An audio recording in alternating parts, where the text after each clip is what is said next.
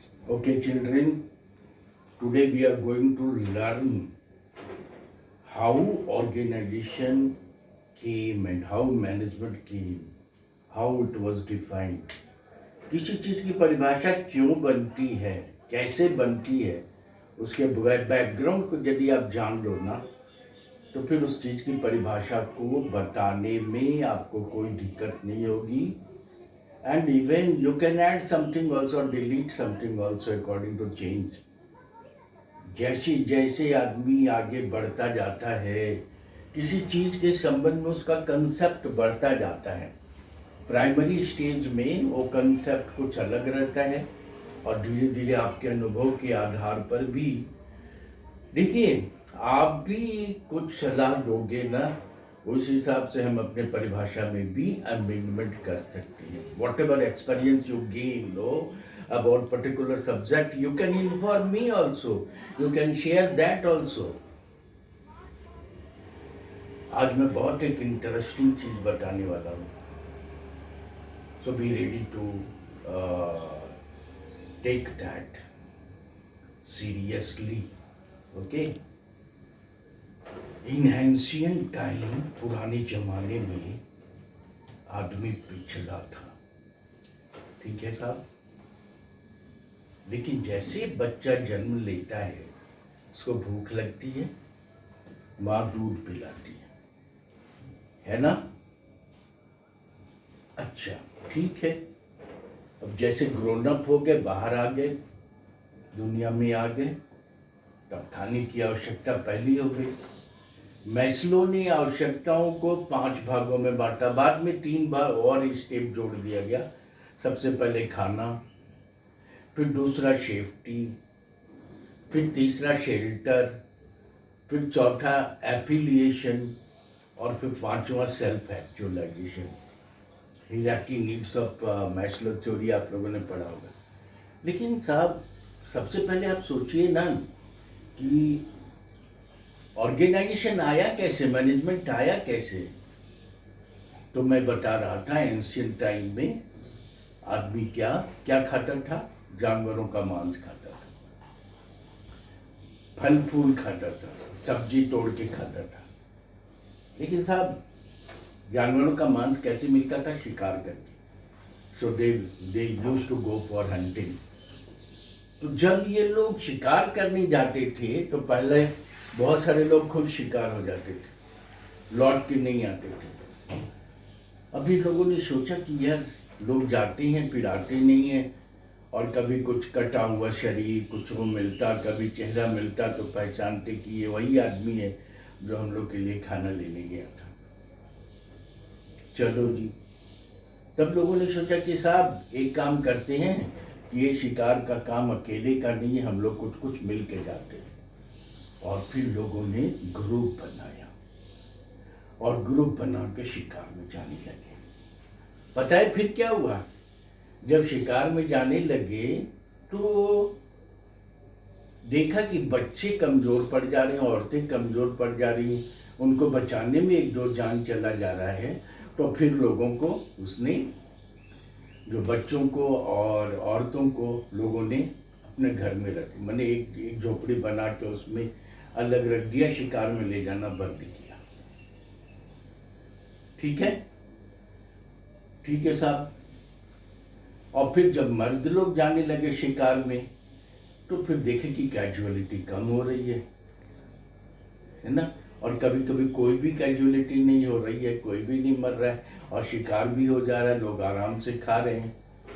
तो उसी समय लोगों ने समूह के महत्ता को, ग्रुप की महत्ता को, ग्रुप के पावर को समझा. और भाई साहब, उसी समय ऑर्गेनाइजेशन का जन्म हुआ. और डिफिनीशन क्या बना कि बहुत से लोगों का एक समुदाय जब एकजुट होकर किसी विशेष उद्देश्य की प्राप्ति का प्रयास करे, that is organisation. Association of so many people associated themselves in order to achieve the common goal of the group is called organization. और ये परिभाषा आज तक कामयाब है. बहुत से लोगों का एक समुदाय जब एकजुट होकर किसी विशेष उद्देश्य की प्राप्ति का प्रयास करे, that is organisation, that is संस्था। ओके, चलो साहब, ये परिभाषा को आप अभी भी नहीं काट सकते। हमारा ट्रेनिंग इंस्टीट्यूट जहाँ से हम रिटायर किए, उसमें सभी लोग मिलकर के क्या करते हैं, ट्रेनर पढ़ाता है, ट्रेनिंग लेता है, सीखता है, और डायरेक्टर जनरल ऑर्डर एडमिनिस्ट्रेशन संभालते हैं, फिनेंशियल पर्सन्स फिनांस का मैनेज करता है। लेकिन अल्टीमेट एम क्या है, तो transfer knowledge and skill and in an effective way so that transferee or learner may become equally qualified like me or even better than myself. चलो, ये परंपरा चलती रही, ऑर्गेनाइजेशन की परिभाषा तो बन गई साहब। लेकिन एक दिन एक आदमी उसमें से निकल गया, जब शिकार करने गए थे, और वो दूर खड़ा हो गया और लोगों से कहा कि भाई साहब अभी मुझे डिस्टर्ब मत करो। ये लोग कहने लगे, अरे भाई हम अपने जान पे लड़के अपने जान को जोखिम में डाल कर गए ये कर रहे हैं, और तुम कह रहे हो कि तुम 3 अलग बैठ कर कह रहे हो कि उनको 3 दिन छोड़ दो। बोला छोड़ दो मुझे 3 दिन। वो 3 दिन छोड़ दिया उसको, और 3 दिन बाद आकर के उसने बताया कि मैंने वॉच किया है, मैंने देखा है करीब से, और हमने देखा कि ए और बी मसल मैन हैं, सी और डी बहुत अच्छे रनर हैं, ई और एफ बहुत अच्छे शाउटर हैं, जी और एच जो हैं अच्छे बहुत अच्छे शूटर हैं, आई और जे जो हैं बहुत अच्छे वीपन मेकर हैं, के और एल जो हैं बहुत अच्छे रिपोर्टर हैं, है ना, और ये एम और एन जो है बहुत अच्छे स्मेलर है, सूंघ के बता देते हैं कि कौन जानवर कहाँ आ रहा है, कैसे आ रहा है, कौन सा है, कैसे आ रहा है, और इसका सूचना तुरंत दे देते हैं। उसने कहा भाई साहब एक काम करो, मैं बताता हूँ, ए और बी जो मसल मैन है, पावर मैन है, वो चले जाओ इस पेड़ पर, इस पेड़ के ऊपर में आप बैठ जाओ, ठीक है, और नीचे बड़ा बड़ा पत्थर रख दिया, और वीपन मेकर को बोल दिया कि तुम जाओ जहाँ औरत लोगों के लिए हम लोगों ने झोपड़ी बनाए वहीं पर तुम वीपन बनाओ। अच्छा, रनर को बोल दिया तुम मेरे बगल में रहो, और जो शाउटर स्मेलर था उसको बोला तुम मेरे साथ यहीं पे खड़े हो जाओ।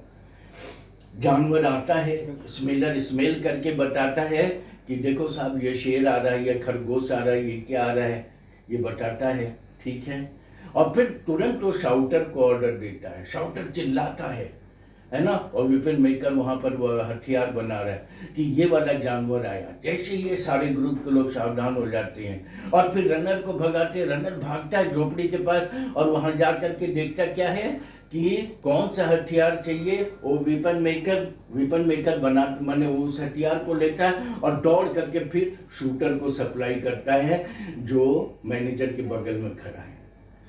अब वो शूटर जो है एकदम सीधा निशाना साधता है, जानवर को लग जाती है, जानवर छटपटा के गिर जाता है और मसलमैन ऊपर से उतरता है और जो बड़े बड़े पत्थर थे उसको मारता है, और फिर वाई और जग जो कटर थे उस कटर को बुला के बोलता है इसको काटो, और जब उसको काटने के बाद में ले जाके फिर औरतों को दिया। औरतों को देने के बाद में क्या हुआ कि औरतों ने खाना बनाया, अब तो मजे से उसका किया। तो पहला क्या किया उसने, इस आदमी ने पहला प्लानिंग किया, पहले लोगों के कैपेसिटी को समझा, आइडेंटिफिकेशन ऑफ कैपेसिटी समझा, आइडेंटिफिकेशन ऑफ कैपेसिटी को ये कैपेसिटी करने के बाद उसने एक वर्क का location according to capability of individual person दिया, जिसको डिवीजन ऑफ लेबर बोलते हैं। फिर प्लानिंग बनाया कि किस समय कौन क्या करेगा, कैसे करेगा, है ना, और फिर उसका सबका कोऑर्डिनेशन किया, फिर उसको मोटिवेट किया कि तुम इस तरह से काम करो, और फिर उसके बाद वर्क को शेप दिया, रिपोर्टर से रिपोर्ट लिया और वर्क का रिजल्ट देखा, और रिजल्ट देने के बाद फिर मोटिवेट करने के लिए अच्छे वाले वर्कर को रिवॉर्ड दिया, बुरे वर्कर को समझाया कि इस तरह से करो।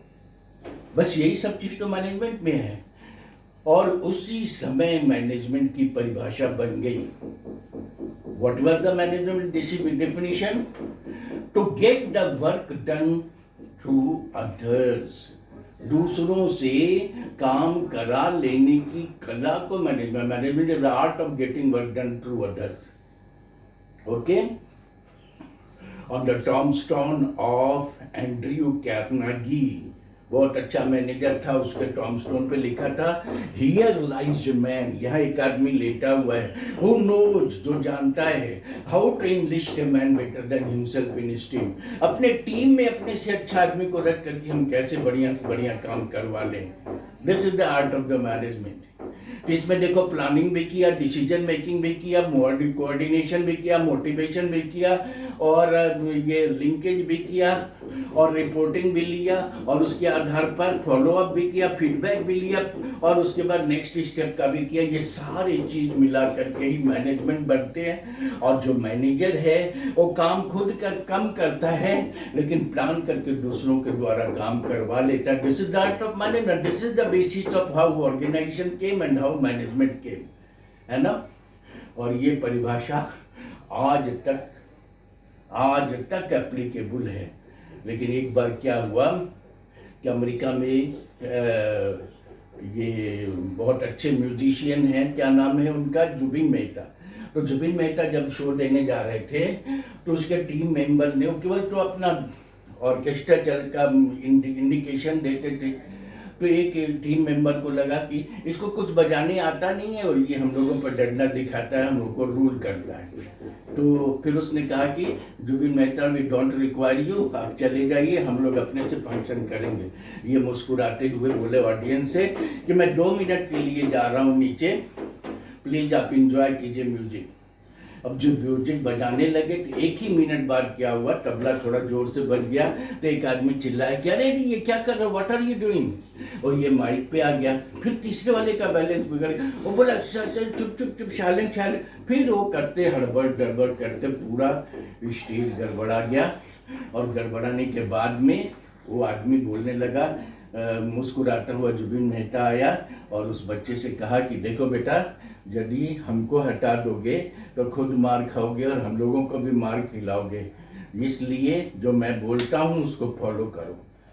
और फिर वो एकदम डर के मारे जो म्यूजिक प्रेजेंट किया, वो दुनिया का बेस्ट एक ये मतलब म्यूजिक परफॉर्मेंस हुआ।